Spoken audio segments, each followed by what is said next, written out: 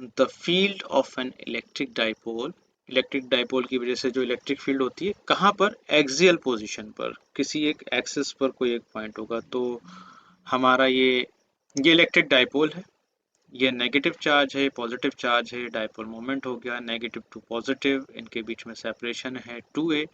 इस डाइपोल की जो एक्सिस है उस एक्सिस पर कोई r सेपरेशन पर एक पॉइंट है P। लेट्स से कि वो पॉइंट P ये है, capital P।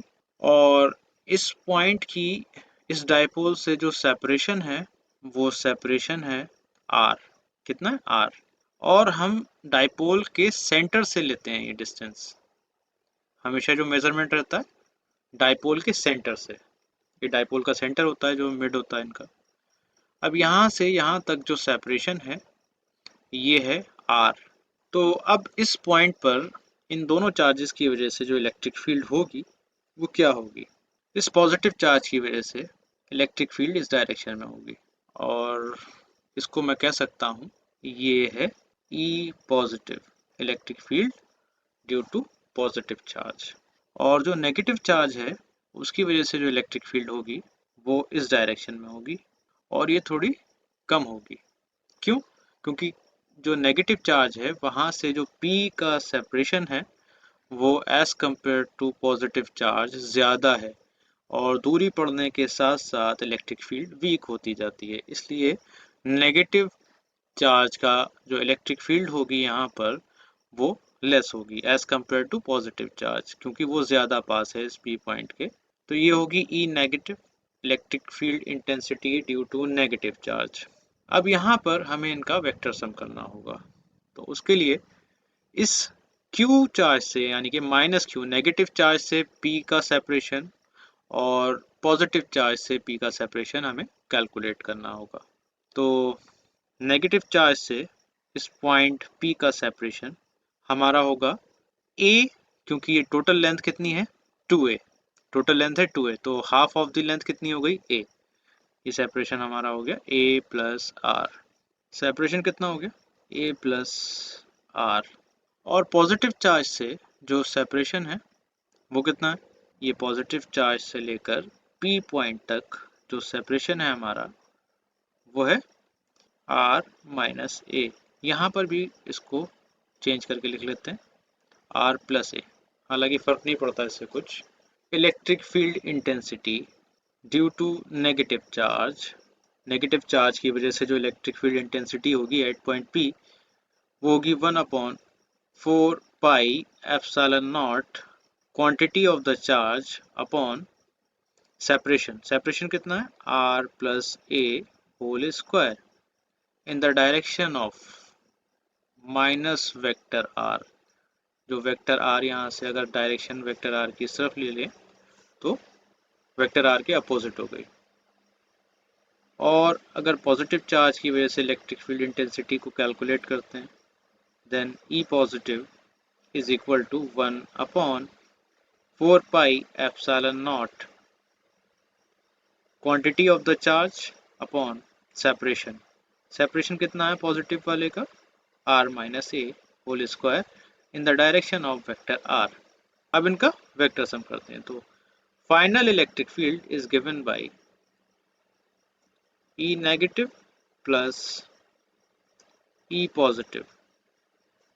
E is equal to negative field कितनी है 1/4 pi epsilon naught minus q upon R plus a whole square in the direction of vector R हो जाएगा, क्योंकि माइनस यहाँ से यहाँ शिफ्ट कर दिया है, plus 1/4 pi epsilon not Q upon R minus a square in the direction of vector R।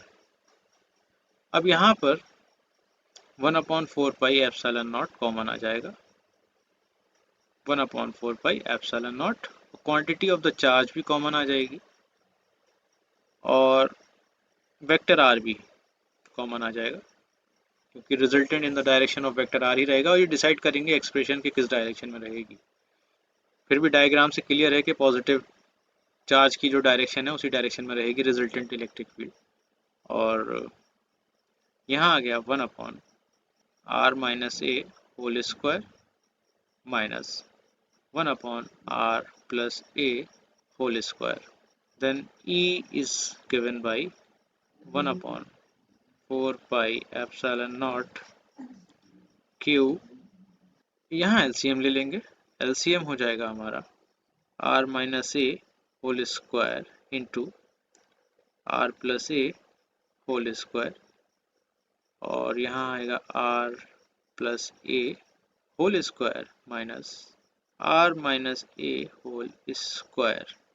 In the direction of vector r, E is equal to 1 upon 4 pi epsilon naught q r square plus a square plus 2ar minus r square minus a square plus 2ar divided by यहाँ हो गया r minus a r plus a whole square in the direction of vector r.